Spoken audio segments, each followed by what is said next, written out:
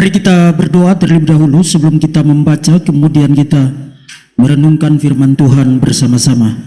Mari kita berdoa. Tuhan, kami menundukkan kepala kami dengan penuh kerendahan hati, karena kami sadar bahwa jikalau Engkau tidak menolong kami, jikalau Engkau tidak berbelas kasihan atas hidup kami, maka kami akan membawa hidup kami ke dalam kesia-siaan. Bahkan kami akan membawa hidup kami ke dalam kebinasaan.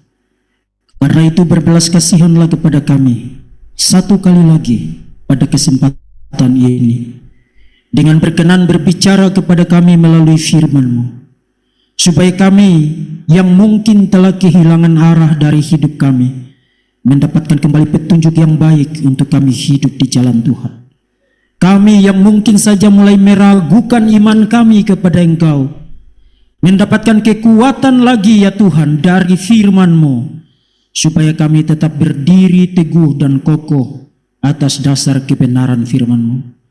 Kami yang mungkin telah diombang-ambingkan oleh berbagai macam kekhawatiran hidup ini, melalui firman-Mu kami dihibur satu kali lagi, dan kami dibawa kembali kepada Tuhan, berpegang kepada pengharapan yang teguh atas dasar firman-Mu. Tuhan, hamba-Mu yang berbicara atas nama-Mu, kiranya Engkau boleh mengurapi hamba-Mu, memakai hamba-Mu, kuat kuasa daripada Roh-Mu yang kudus melingkupi hamba-Mu, memenuhi hamba-Mu, dan berbicara melalui hamba-Mu untuk boleh mengajar umat-Mu dengan firman-Mu. Dan kami sekalian, kiranya Engkau boleh memberi kami telinga yang baik, telinga seorang murid, mau mendengarkan firman Tuhan, dan hati kami dilembutkan oleh Tuhan untuk boleh menerimanya sebagai kebenaran. Dan pada waktunya Tuhan memberi kami kuasa untuk menghidupi firman itu di dalam hidup kami tiap-tiap hari. Hadirlah di sini ya Tuhan, berkatilah kami dan berbicaralah kepada kami, sebab kami murid-murid-Mu telah siap untuk mendengar. Dalam nama Bapa, Anak, dan Roh Kudus kami sudah berdoa. Amin. Salam. Salam. Ya, kita akan membaca firman Tuhan dari 1 Korintus pasal yang ke-15 ayat yang ke-58, ayat yang terakhir. Ini pasal yang bisa dibilang pasal terpanjang di dalam seluruh surat Korintus. Kita baca satu ayat saja, ayatnya yang terakhir, 1 Korintus 15 ayat yang ke-58. Karena itu saudara-saudaraku yang terkasih, berdirilah teguh, jangan goyah, dan giatlah selalu dalam pekerjaan Tuhan. Sebab kamu tahu bahwa dalam persekutuan dengan Tuhan, jerih payahmu tidak sia-sia. Saudara yang terkasih, kalau saudara ditanya oleh orang-orang yang tidak percaya kepada Tuhan, pada saat saudara ada di dalam satu pertemuan atau saudara ada di dalam satu perbincangan dengan orang-orang yang tidak mengenal Tuhan atau belum percaya kepada Tuhan, kemudian orang itu sangat ingin tahu tentang alasan saudara menjadi Kristen, dan dia mendekati saudara, kemudian dia bilang kepada saudara, coba kasih tahu saya satu saja alasan, saya tidak punya cukup banyak waktu, satu saja alasan kenapa Anda Kristen, kenapa Anda tidak menganut agama Buddha, kenapa Anda tidak menjadi seorang Hindu, kenapa Anda bukan Muslim, kenapa Anda bukan agnostik. Agnostik berarti orang yang tidak yakin apakah Tuhan ada atau tidak ada. Atau kenapa Anda bukan seorang ateis? Ateis berarti orang yang percaya bahwa Tuhan tidak ada. Kenapa Anda Kristen? Nah, saya orang yang sibuk. Saya hanya butuh satu jawaban yang singkat sekali. Kasih tahu saya, kenapa saudara Kristen? Saudara, itu pertanyaan yang paling penting di dalam hidup ini. Kalau dari awal kita hidup, lahir di dalam dunia ini, sampai kita remaja, sampai kita pemuda, sampai kita menikah, sampai kita punya anak, sampai kita lanjut usia, bahkan sampai kita mendekati hendak menutup mata untuk selama-lamanya. Tapi kalau saudara tidak bisa menjawab pertanyaan itu, saudara sedang ada di dalam masalah terbesar di dalam hidup ini. Kalau saudara tidak pernah tahu, atau kepada saudara tidak pernah diajarkan atau tidak pernah dikasih tahu why you are a Christian, kenapa engkau seorang Kristen, betapa memprihatinkannya hidup saudara. Even saudara ada di gereja, saudara jangan pikir orang-orang yang duduk tiap minggu di gereja, kalau ditanya kenapa kamu Kristen, mereka akan memberikan jawaban yang sangat cepat, dengan sangat yakin dan akurat. Saudara jangan pikir begitu. Karena hari ini saudara-saudara, gereja telah melancong kemana-mana, kata orang Kupang itu, daerah saya, telah pesiar kemana-mana, telah berkeliling kemana-mana, bicara banyak hal sekali dari atas mimbar, tapi tidak mengambil waktu mengajari jemaat tentang kenapa kamu jadi Kristen. Dan bukan hanya kenapa kamu jadi Kristen, tapi kenapa kamu harus menjadi Kristen. Kalau saudara tidak tahu jawaban dari pertanyaan-pertanyaan lain di dalam hidup ini, bagi saya itu tidak apa-apa. Kalau saudara tidak bisa mengerjakan pekerjaan atau soalan matematika yang sulit dan rumit, bagi saya it's okay. Kalau saudara tidak bisa bikin mesin pesawat, bagi saya itu tidak apa-apa. Kalau saudara tidak bisa menyelesaikan hal-hal yang kompleks dan rumit di dalam hidup saudara, bagi saya mungkin itu tugas orang lain. Tapi setiap orang, apalagi setiap orang Kristen yang ada di gereja, mengaku diri sebagai orang Kristen, memiliki identity card-nya itu tertulis di situ Christian, dia harus bisa menjawab pertanyaan ini. Kenapa saudara Kristen dan kenapa saudara harus menjadi Kristen? Nah, kalau saudara ditanya demikian dan orang yang mengajukan pertanyaan itu mengatakan kepada saudara, saya tidak punya banyak waktu, saya butuh jawaban yang sangat singkat sekali, saudara akan jawab apa? Apalagi kalau orangnya cukup nakal, cukup ngeyel, kemudian dia bilang begini, tidak usah panjang-panjang, saya hanya butuh 1, 2, atau bahkan maksimal 3 kata. Kenapa kamu Kristen? Apakah saudara bisa jawab?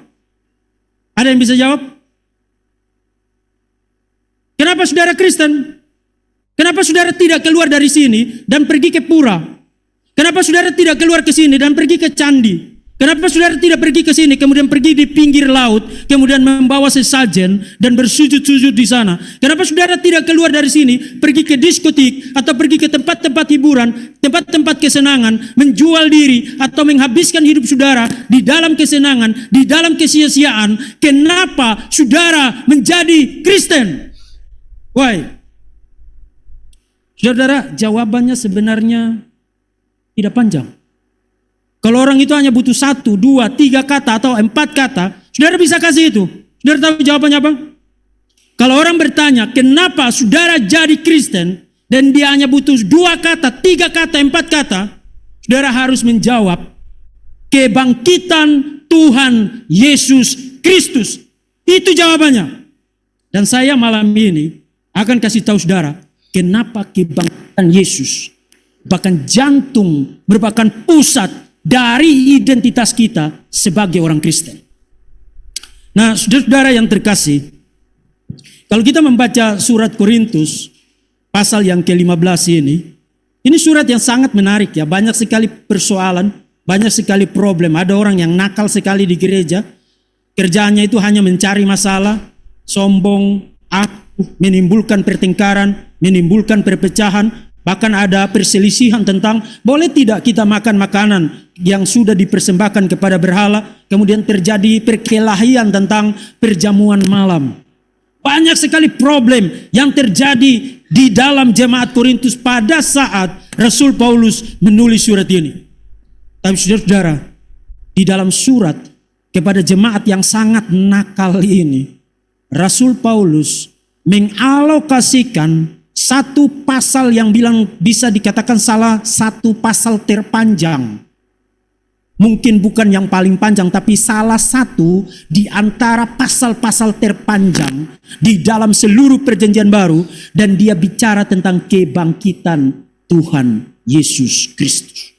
Dan karena itu kita perlu lihat apa yang dipikirkan Paulus. Sehingga dia mengalokasikan banyak kata-kata di dalam satu pasal yang sangat panjang sekali. Ada 58 ayat tadi yang kita baca ayatnya yang terakhir tadi. Kenapa dan apa yang ada di dalam pikiran Rasul Paulus sehingga dia memilih untuk banyak bicara tentang kebangkitan Tuhan Yesus Kristus. Nah, saudara, sebelum kita ke situ, kita perlu tahu dulu tentang apa pandangan orang-orang mengenai kebangkitan pada masa itu. Kalau saudara bicara kepada seorang Yunani yang dipengaruhi oleh filsafat Plato, dia tidak akan percaya tentang kebangkitan tubuh. Kenapa? Karena di dalam kategori filsafat Plato, seluruh realitas itu dipandang dalam bentuk dualisme. Dan dualisme yang dimaksud adalah yang materi ini, yang fisikal ini adalah sesuatu yang jahat. Sesuatu yang disgusting, yang menjijikan, yang baik, yang good. Itu adalah sesuatu yang sifatnya spiritual, yang sifatnya non materi.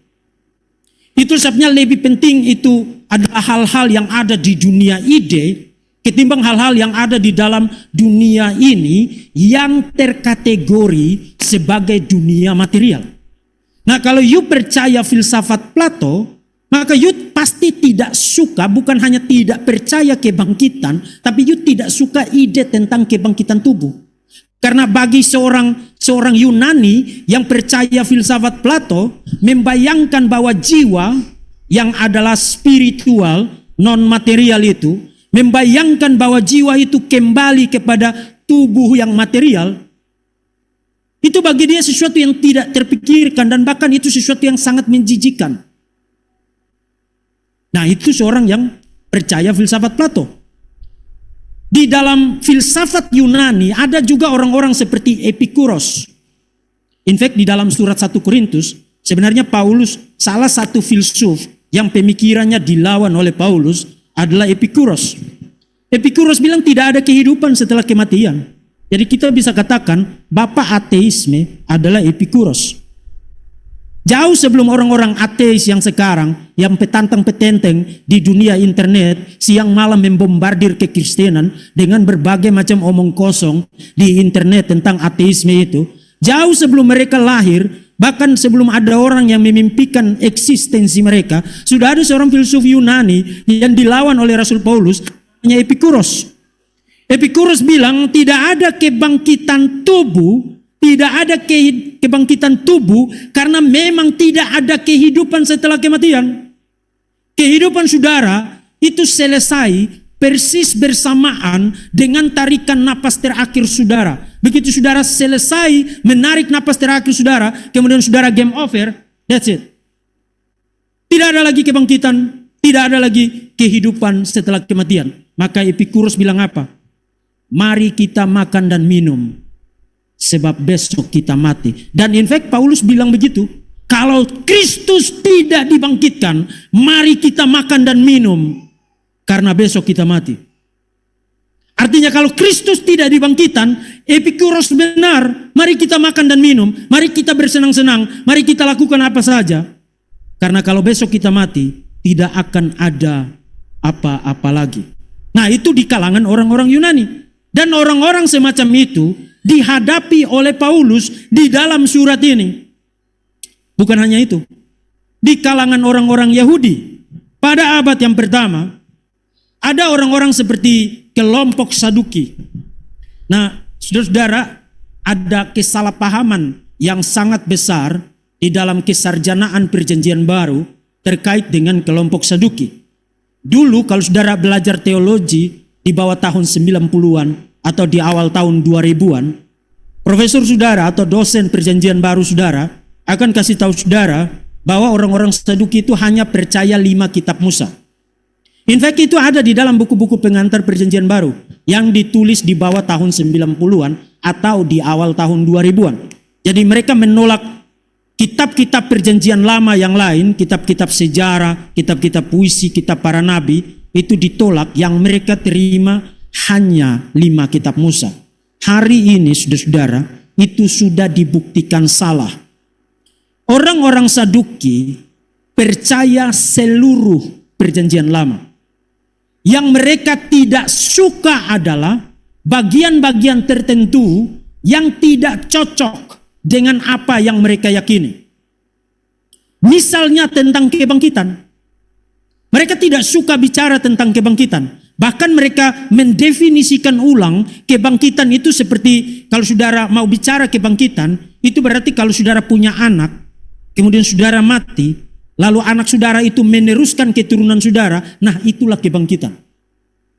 Jadi mereka menggunakan istilah kebangkitan, tapi mereka meredefinisi itu, mendefinisikan ulang kebangkitan itu menjadi semacam saudara meneruskan keturunan. Jadi kalau saudara punya anak, 2 orang, 3 orang, maka meskipun saudara mati, saudara bangkit, saudara hidup di dalam anak-anak saudara. Nah itu bukan konsep kebangkitan yang diajarkan di dalam Alkitab. Itu orang-orang Saduki, orang-orang Farisi, kelompok yang major pada abad pertama, pada masa Tuhan Yesus Kristus. Mereka percaya kebangkitan, percaya. Percaya kebangkitan tubuh, percaya. Yang mereka tidak percaya adalah kebangkitan itu terjadi sekarang. Misalnya kalau saudara baca Yohanes pasal yang ke-11, waktu Yesus bicara dengan saudara perempuan dari Lazarus yang sudah mati itu, kemudian Yesus bilang, akulah kebangkitan dan hidup. Barang siapa yang percaya kepadaku akan hidup walaupun dia sudah mati. Kemudian dia tanya kepada saudara perempuan Lazarus, percayakah engkau? Kemudian saudara perempuannya bilang apa? Ya, saya percaya, tapi nanti. Jadi kebangkitan itu tidak terjadi sekarang, kebangkitan itu baru terjadi di masa depan. Nah saudara, di tengah-tengah hiruk pikuk pandangan, berbagai macam pandangan, ada yang menolak, ada yang setuju dengan kategori-kategori seperti tadi. Di tengah-tengah hiruk pikuk semacam itu, Paulus bicara tentang kebangkitan Yesus. Bukan hanya kebangkitan secara spiritual, kebangkitan secara fisik, bukan kebangkitan yang terjadi nanti, tapi kebangkitan yang sudah terjadi, dan kebangkitan itu diawali dengan kebangkitan Tuhan Yesus Kristus. Jadi pada waktu Paulus menulis surat ini, Paulus sedang memikirkan satu tema, satu ide, satu doktrin yang harus dia kasih tahu kepada jemaat di Korintus, menegaskan kepada mereka bahwa pusat, jantung, inti dari imanmu sebagai orang Kristen terletak atas doktrin ini, kebangkitan Tuhan Yesus Kristus.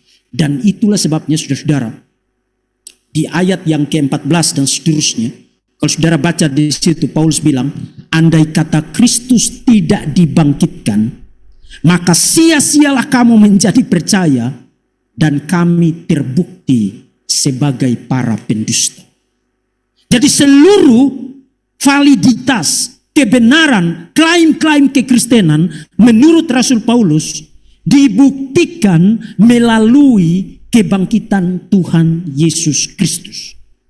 Itu sebabnya tadi saya katakan, kalau saudara ditanya kenapa saudara harus jadi Kristen, kenapa saudara menjadi Kristen, dan orangnya hanya butuh jawaban yang singkat, apa jawaban saudara? Kenapa saudara jadi Kristen? Saudara harus menjawab, karena Tuhan Yesus bangkit tubuhnya dari kematian. Nah, di tengah-tengah zaman yang sekarang, kalau saudara jawab begitu memang tidak menyelesaikan masalah, malah menimbulkan masalah baru, dan bukan hanya masalah baru, masalah yang lebih besar. Karena saudara-saudara, saya di dalam perjalanan kemarin dari Batam naik ferry, kemudian saya punya kebiasaan di handphone saya ini, saya copy banyak sekali buku-buku digital, e-books. Jadi di kapal itu 2 jam itu saya gunakan untuk membaca, dan saya membaca satu buku yang baru diterbitkan tahun 2023, dan buku itu berjudul The Great Dechurching. The Great Dechurching. Ditulis oleh Tim Davis dan Michael Graham. Itu buku baru terbit tahun 2023 oleh Zondervan. Zondervan itu salah satu penerbit yang sangat bagus di Amerika, dan in fact itu penerbit yang sangat evangelikal, ya, sangat injili, sangat konservatif di Amerika.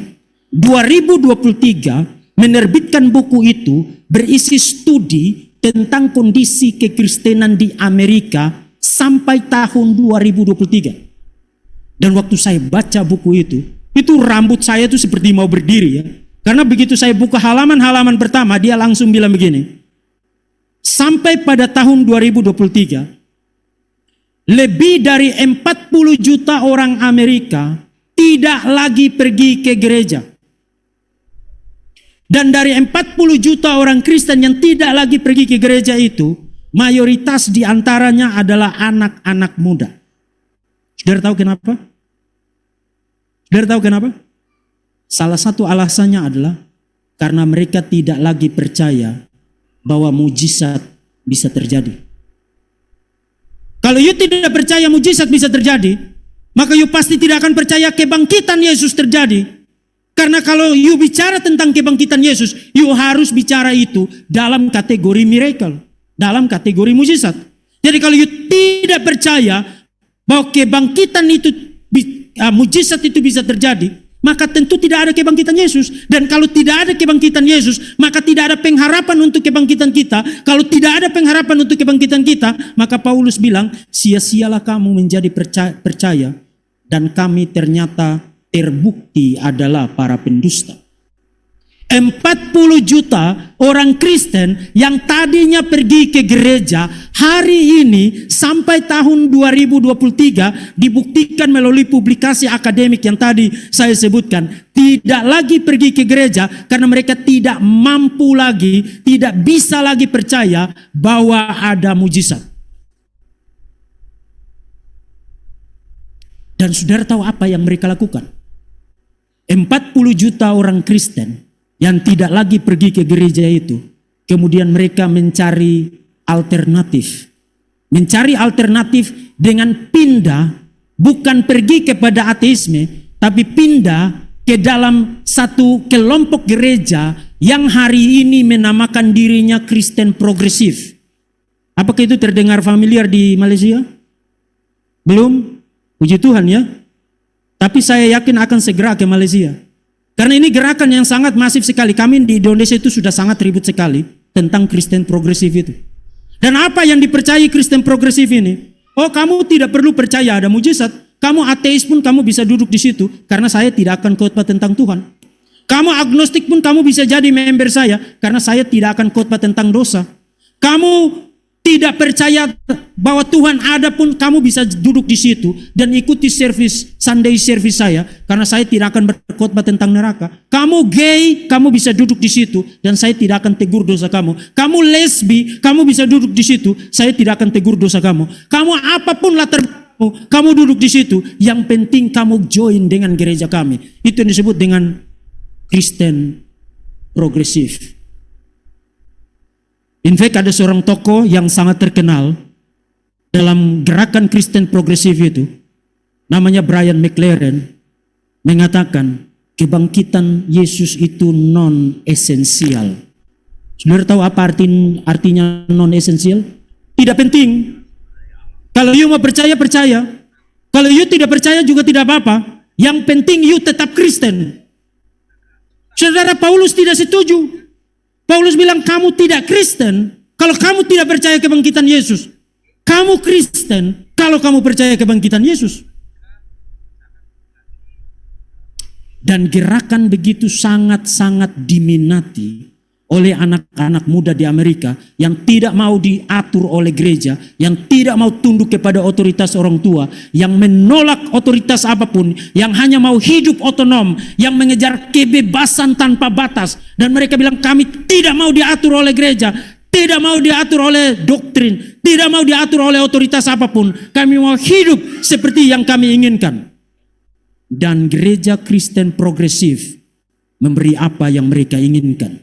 Tidak berkhotbah tentang Tuhan, tidak berkhotbah tentang kematian Yesus melalui penyaliban sebagai korban pengganti, tidak berkhotbah tentang kebangkitan, tidak berkhotbah tentang penghakiman, tidak berkhotbah tentang Allah Tritunggal, tidak berkhotbah tentang dosa. Apapun yang offense orang, gereja itu tidak mau berkhotbah dan jemaat mereka banyak. Saudara yang terkasih, di tengah-tengah fenomena semacam itu, tantangan zaman semacam ini, kita dipanggil untuk kembali kepada dasar iman Kristen. Kenapa kita jadi Kristen? Dan karena itu saudara, saya ingin ajak saudara mempertimbangkan kenapa kebangkitan Yesus itu adalah sesuatu yang sangat-sangat sentral sekali untuk kita pertahankan. In fact, kita bisa sebut itu sebagai dasar kenapa kita menjadi Kristen. Pertama, kebangkitan Yesus membuktikan bahwa klaim-klaim kekristenan adalah klaim-klaim yang benar. Saudara ingat sepanjang hidupnya Yesus banyak bicara tentang Tuhan, bukan? Dia bicara tentang Bapa, dia bicara tentang Roh Kudus. Kemudian bukan hanya dia bicara tentang Tuhan, tapi dia juga bicara tentang bagaimana saudara harus hidup. Misalnya kalau saudara baca khotbah di bukit, itu berisi petunjuk-petunjuk hidup bagi orang-orang yang ada di dalam kerajaan Allah. Dan bukan hanya itu, tapi sepanjang hidupnya berkali-kali Yesus mengatakan, saya akan pergi ke Yerusalem, kemudian akan ditangkap, kemudian akan diadili, kemudian akan dianiaya, kemudian akan disalibkan, kemudian akan mati melalui penyaliban, dan bangkit pada hari yang ketiga. Nah, poinnya itu begini. Kalau Yesus tidak dibangkitkan, maka Yesus terbukti sebagai nabi palsu. Karena semua yang dia ajarkan ternyata terbukti tidak benar. Kalau Yesus tidak dibangkitkan, maka Tuhan memang tidak ada. Karena Yesus bicara tentang Tuhan, tapi ternyata Tuhan tidak membangkitkan dia dan terbukti dia berdusta. Kalau Yesus tidak dibangkitkan, maka dia terbukti adalah nabi palsu karena dia berkata bahwa dia akan mati dan bangkit pada hari yang ketiga, tapi ternyata dia tetap ada di dalam kubur. Jadi kebangkitan Yesus memvindikasi, membenarkan seluruh klaim-klaimnya. Klaim tentang Tuhan, klaim tentang apa yang terjadi dalam hidupnya, termasuk klaim tentang kehidupan kekal yang didasarkan atas pencapaian misi penebusannya, yang klimaksnya adalah penderitaan, penyaliban, kematian, dan kebangkitannya. Kebangkitan Yesus memvindikasi semua klaim-klaim kekristenan. Tanpa kebangkitan Yesus, semua itu hanya omong kosong. Tapi karena Kristus dibangkitkan, maka semua ajaran Yesus, klaim-klaim Yesus selama dia hidup, terbukti sebagai klaim-klaim yang benar. Karena untuk bangkit dari kematian, Alkitab mengatakan dia dibangkitkan oleh Bapa. Nah, kalau dia dibangkitkan oleh Bapa, itu membuktikan Bapa setuju dengan apa yang diajarkan oleh Yesus. Kalau Bapa setuju dengan apa yang diajarkan oleh Yesus dan Yesus bangkit dari kematian, maka itu membuktikan bahwa semua yang diajarkan oleh Tuhan Yesus adalah ajaran-ajaran yang memang benar. Jadi kebangkitan Yesus satu kali lagi membuktikan klaim-klaim ajaran Tuhan Yesus. Tapi bukan hanya itu. Kebangkitan Yesus menempatkan Yesus pada posisi paling unik, posisi paling khusus dibandingkan dengan semua pendiri agama di dalam dunia ini. Saudara, semua pendiri agama di dalam dunia ini, mungkin saudara tidak akan bisa lagi spot di mana kuburnya, tapi saya bisa pastikan kepada saudara mereka tidak bangkit dari kematian. Yes. Satu kali lagi, semua pendiri agama di dalam dunia ini, mungkin kita tidak bisa locate di mana persisnya kubur mereka karena persoalan panjangnya sejarah, keterpisahan waktu antara kita dengan mereka. Tapi saya bisa pastikan mereka tidak bangkit dari kematian. Buddha tetap ada di dalam kuburnya. Siddhartha Gautama tetap ada di dalam kuburnya. Muhammad tetap ada di dalam kuburnya. Confucius tetap ada di dalam kuburnya. Semua pendiri agama, Moses tetap ada di dalam kuburnya. Semua pendiri agama yang great, yang agung, yang besar, mengajarkan hal-hal yang mungkin baik bagi society, tapi satu hal yang pasti, fakta yang tidak mungkin bisa dibantah, mereka tetap ada di dalam kubur. Yesus bangkit dari kematian. Kebangkitan Yesus menempatkan Yesus pada kategori yang unik. Kamu tidak bisa menyamakan Yesus dengan Siddhartha Gautama. Kamu tidak bisa menyamakan Yesus dengan Muhammad. Kamu tidak bisa menyamakan Yesus dengan Confucius. Kamu tidak bisa menyamakan Yesus dengan Musa. Yesus greater, lebih besar dari mereka semua karena dia bangkit dari kematian. That's why kenapa saudara harus jadi Kristen. Saudara tidak mengikuti orang mati yang tubuhnya terpenjara di dalam kubur. Saudara mengikuti Tuhan yang bangkit dari kematian. Itu yang kedua. Yang ketiga, kenapa kebangkitan Kristus itu merupakan sesuatu yang sangat sentral di dalam identitas kita sebagai orang Kristen? Karena kebangkitan Kristus memberi kita alasan bahwa iman kita kepada Kristus layak dipertahankan. Satu kali lagi, kebangkitan Kristus memberi kita alasan bahwa iman kita kepada Kristus, identitas kita sebagai orang Kristen layak dipertahankan. Oh saudara-saudara, kalau saudara hari ini minta saya bikin satu sesi lecture, kuliah tentang bagaimana para martir sepanjang sejarah itu mengorbankan segala sesuatunya untuk iman mereka kepada Kristus, saya tidak perlu persiapan. Saya bisa bikin lecture ini sekarang. Saya bisa cerita dari A sampai Z, kutip dari sana sampai sini, dan saudara akan ternganga-nganga melihat bagaimana orang-orang Kristen bukan hanya mengorbankan uang mereka, bukan hanya mengorbankan waktu mereka, bukan hanya mengorbankan tenaga mereka, tapi bahkan memberi tubuh mereka dicabik-cabik oleh binatang-binatang buas. Karena mereka tidak mau menyangkal iman kepada Tuhan Yesus Kristus. Ignatius of Antioquia, anak saya yang bungsu, itu saya kasih nama Ignatius Javas Nararia. Jadi nama depannya itu Ignatius. Karena tahun 2008 saya riset khusus tentang Ignatius of Antioquia. Dia seorang bishop, seorang pemimpin gereja dari Syria, hidup pada awal abad yang kedua, dibawa ke Roma untuk dibunuh oleh Kaisar Trajanus karena dia tidak mau menyangkal imannya kepada Tuhan Yesus. Dan di dalam perjalanan itu, dia menulis 7 surat. Sampai sekarang saudara masih bisa baca suratnya secara online. 7 surat Ignatius of Antioch, Ignatius dari Antioquia. Dan kepada surat kepada jemaat di Roma, dia bilang begini. Jadi pada masa itu, kalau kamu Kristen tidak mau menyangkal Yesus, pemerintah Romawi itu sudah menyediakan satu gelanggang, satu tempat semacam gelanggang olahraga begitu. Kamu ditaruh di tengah, lalu mereka akan lepaskan singa-singa dan kamu berkelahi dengan singa-singa, kemudian kamu dicabik-cabik sampai dengan mati. Dan di dalam perjalanannya dari Syria ke Roma untuk dihukum mati pada masa Kaisar Trajanus, Ignatius menulis salah satu suratnya kepada jemaat di Roma. Dan dia bilang begini, kalau nanti saya dilemparkan ke dalam kandang binatang buas itu, jangan lakukan apapun untuk menolong saya. Biarkan saya masuk ke dalam kandang itu dan berkelahi dengan binatang-binatang buas itu. Karena pada setiap cabikan tubuh saya akan tertulis nama Yesus di sana. Polikarpus dari Smyrna, pada waktu dia mau dibakar hidup-hidup, dia bilang, 86 tahun aku melayani Kristus, Tuhan dan Rajaku, dan belum pernah satu kali pun dia mengecewakan aku.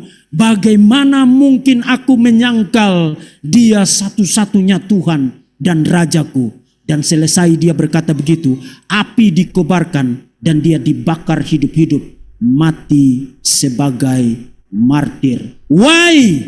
Kenapa orang-orang besar yang punya masa depan yang gemilang, punya jabatan yang tinggi, punya kedudukan yang sangat besar, mengorbankan semua itu tanpa berpikir panjang. Mereka tidak mau menyangkal iman mereka. Why? Karena kebangkitan Yesus memberi dasar bahwa iman kita kepada Dia layak dipertahankan at any cost, dengan harga apa saja. Kita masih cukup nyaman hari ini. Kita duduk di ruangan yang aman, tempat yang terang, ber-AC, kita tidak kepanasan, dan kita masih menikmati persekutuan tanpa gangguan sama sekali. Tapi mungkin satu kali kelak Tuhan akan mengizinkan persekusi. Mungkin satu kali kelak akan ada pedang ditaruh di lehermu, kemudian akan ditanyai, kamu tetap menjadi Kristen atau menyangkal Tuhan Yesus? Hai anak-anak muda, kalau engkau ada di situasi itu, apakah jawabanmu? Apakah jawabanmu?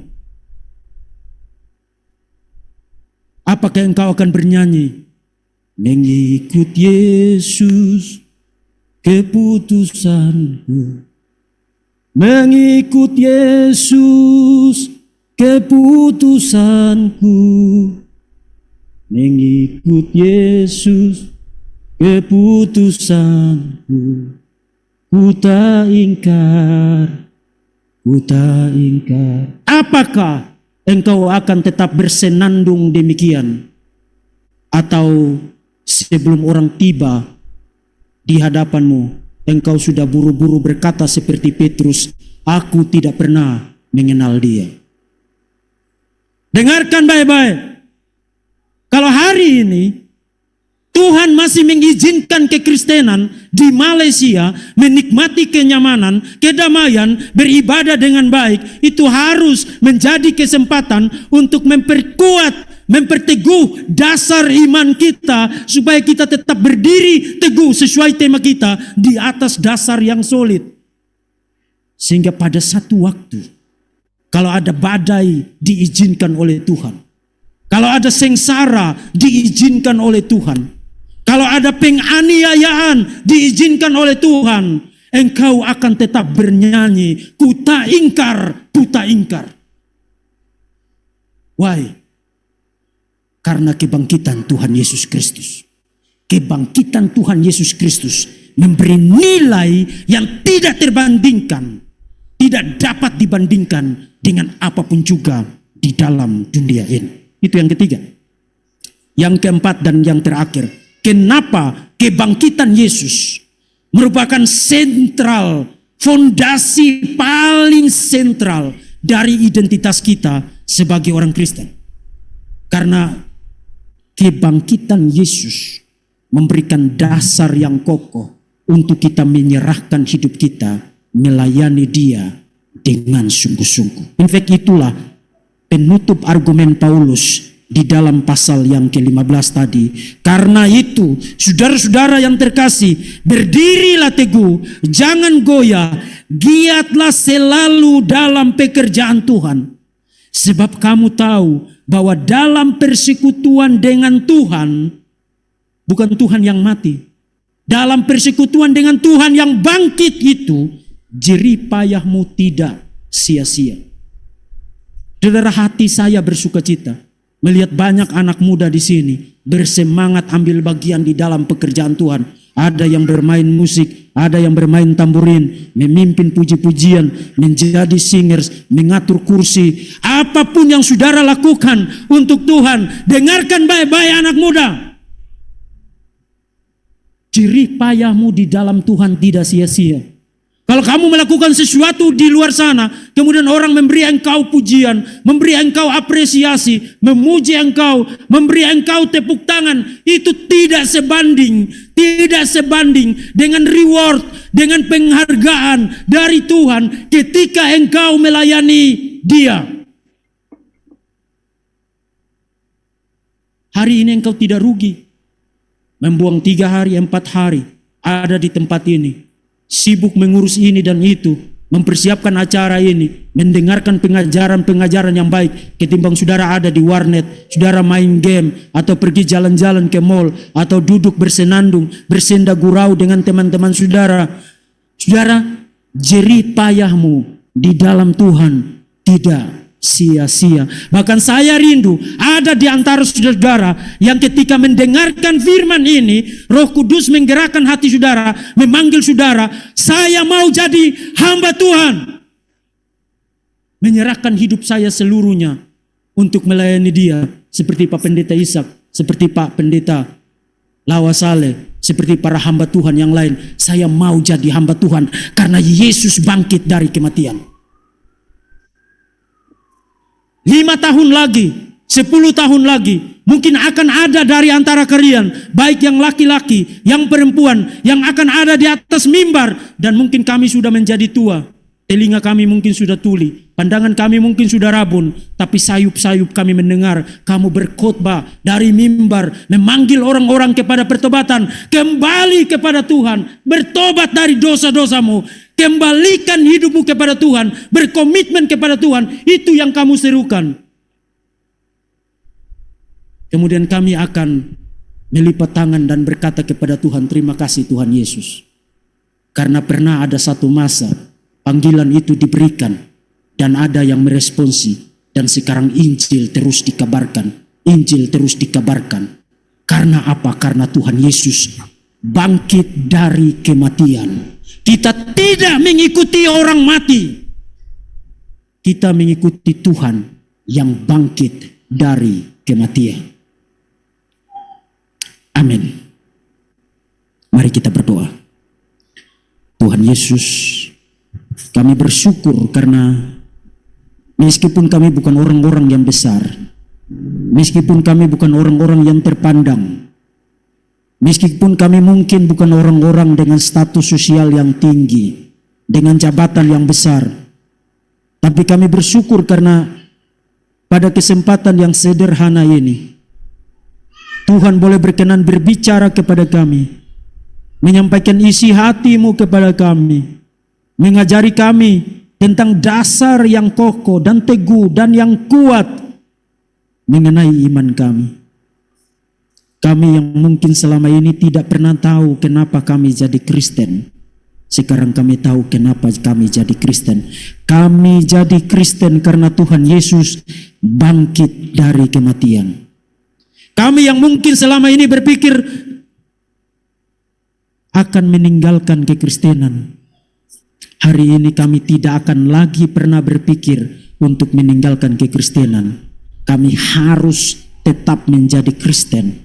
Karena satu-satunya pribadi yang pernah berkata, aku akan mati, tapi akan bangkit pada hari yang ketiga, dan benar-benar bangkit dari kematian. Satu-satunya pribadi itu adalah Tuhan Yesus Kristus. Tuhan, terima kasih. Karena kami tidak meletakkan iman kami di atas pasir yang goyah dan membinasakan. Kami meletakkan iman kami di atas dasar batu karang yang kokoh, kebangkitan Tuhan Yesus Kristus. Kami bersyukur ya Tuhan, karena meskipun kami bukanlah orang-orang yang dianggap penting di dalam dunia ini, tapi Engkau telah mati bagi kami, menebus kami dari dosa dan maut, dan mengklaim kemenangan atas kematian dengan bangkit secara gilang gemilang pada hari yang ketiga. Dan karena Engkau bangkit, kami memiliki dasar untuk percaya, memiliki dasar untuk pengharapan akan kehidupan yang kekal. Tuhan, hamba-Mu berdoa bagi anak-anak muda ini. Berkatilah mereka ya Tuhan. Jaga iman mereka ya Tuhan. Pelihara iman mereka ya Tuhan. Jangan biarkan mereka terkontaminasi dengan racun dunia ini, dengan filsafat menyesatkan dari zaman ini, dengan tipu muslihat iblis, dengan gangguan atau godaan apapun. Tuhan, jaga hati mereka, jaga iman mereka, dan terus menerus Tuhan memperkuat pengharapan mereka di dalam Engkau. Dan hamba-Mu juga berdoa, Kiranya dari antara mereka akan ada anak-anak muda ini, baik laki-laki maupun perempuan, yang menyerahkan dirinya kepada Tuhan dengan berlinang air mata. Tuhan, pakai hidupku, aku mau menjadi hamba-Mu. Kalau ada anak-anak itu sekarang ada di sini, materaikan mereka dengan Roh-Mu yang kudus. Dan pada waktunya Tuhan pakai mereka menggoncang dunia ini dengan Injil Tuhan Yesus Kristus, Injil kebangkitan Tuhan Yesus Kristus. Dan hamba-Mu juga berdoa untuk para pendeta, para evangelis, para penatua di gereja ini, baik pada tingkat lokal sampai kepada tingkat sinode. Tuhan, gereja ini, Tuhan pakai gereja ini untuk membentuk umat Tuhan menjadi umat yang mengenal firman Tuhan, menjadi umat yang takut akan Tuhan, dan menjadi umat yang bermisi dengan tiada jemu-jemu, bersemangat memberitakan Injil, bersemangat untuk memberitakan firman Tuhan. Kami berdoa ya Tuhan, supaya kemuliaan Allah Tritunggal menjadi semakin nyata di dalam gereja ini. Kita akhiri doa ini dengan menyanyikan lagu Mengikut Yesus Keputusanku.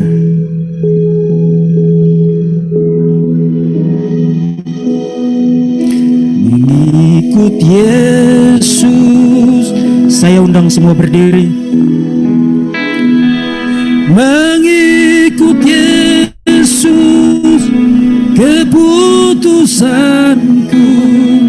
Mengikut Yesus keputusanku, ku tak ingkar, ku tak ingkar. Satu kali lagi. Mengikut Yesus keputusanku, mengikut Yesus keputusanku, mengikut Yesus keputusanku, ku tak ingkar, ku tak ingkar. Satu kali lagi. Mengikut Yesus keputusanku, mengikut Yesus keputusanku, mengikut Yesus keputusanku, ku tak ingkar, ku tak ingkar. Tuhan mendengarkan janji-Mu, dan kiranya janji itu dimateraikan dengan kuat kuasa Allah Bapa di dalam anak tunggalnya Yesus Kristus, dan dengan pertolongan persekutuan Roh-Nya yang kudus. Amin. Silakan duduk.